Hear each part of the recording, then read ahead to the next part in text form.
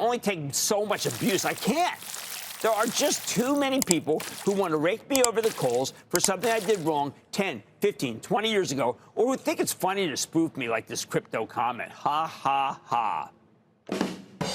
To me, this is internet idiocy at its best. I've liked crypto for a very long time, mostly because I know there's a huge constituency of investors who want to buy something that can protect them from our government's busted budget. While there's no proof crypto can protect you from anything, at least not yet, it's a plausible story, and it's something that, well, let's just say sometimes that's all you need in this business. I hope the American economy can grow its way out of that huge deficit via higher tax receipts, but I fear that someday we're going to get in one of these partisan debt ceiling fights, and some White House official will start talking about a cram down or a buyback of Treasury bonds at a discount. I am disappointed that both the Obama and Trump administrations refused to issue longer-term 50-year paper, take advantage of those ultra-low interest rates that aren't there anymore. Would have been a huge money saver. Instead, we have all this short-term paper that's now being issued at higher rates. What a mistake!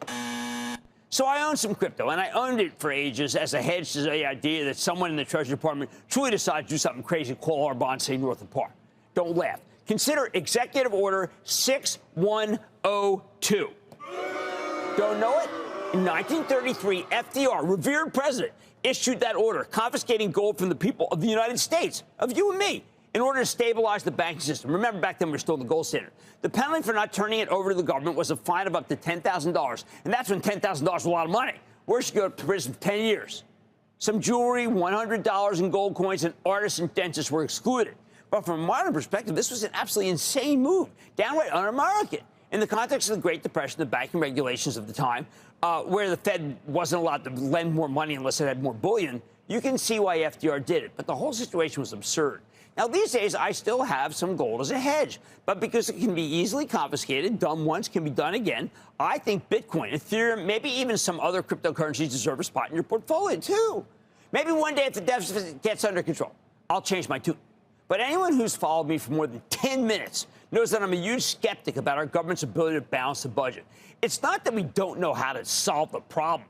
It's that legislators lack the political will to do things that are unpopular. Balancing the budget means making painful decisions to raise taxes or cut spending. Most politicians would rather just kick the can down the road and make somebody else deal with it, ideally the opposition. So I own crypto because those national debt worries are never going to go away. Maybe not in my lifetime, but I'll go ahead. I'm going to call the top by recommending it yet again. Weird how I've been recommending gold and crypto for so many years, and yet they're both near all-time highs, and I take heat anyway? Gotta go back to not reading the comments. Just ain't worth the aggravation.